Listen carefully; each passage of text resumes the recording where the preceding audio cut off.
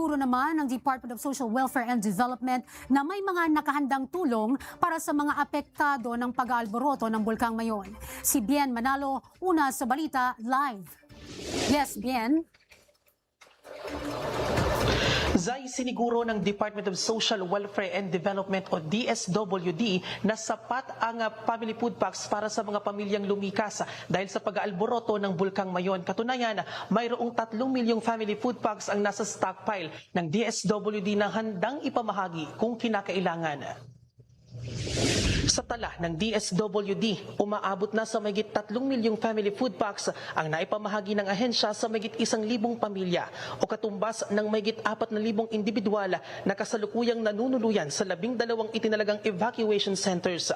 Sa kabuuan, umaabot na sa mahigit 14 na milyong piso ang halaga ng humanitarian assistance na naipamahagi ng DSWD sa mga apektado ng pag-aalboroto ng Bulkang Mayon.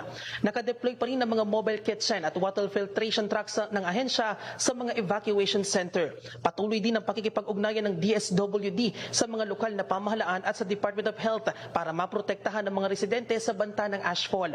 Mahigit 1,000 pamilya naman ang mabibigyan ng tulong pinansyal sa pamamagitan niya ng cash for work modality na makatatanggap ng 13,000 piso kada buwan.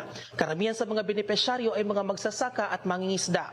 Kasama sa mga gagawin nila ang pagtatanim sa mga bakanting lote sa paligid ng evacuation centers, pagpapastol ng mga hayop at pagre-repair at pagsasaayos ng sanitation at health facilities. Samantala, umaabot naman sa mahigit 24 na milyong piso ang halaga ng humanitarian assistance na naipamahagi na ng DSWD sa mga lubhang apektado naman ng Bagyong Ada sa Camarines Sur at Catanduanes. Ang DSWD rin po ay ang lead in camp coordination and camp management and in the protection of internally displaced persons.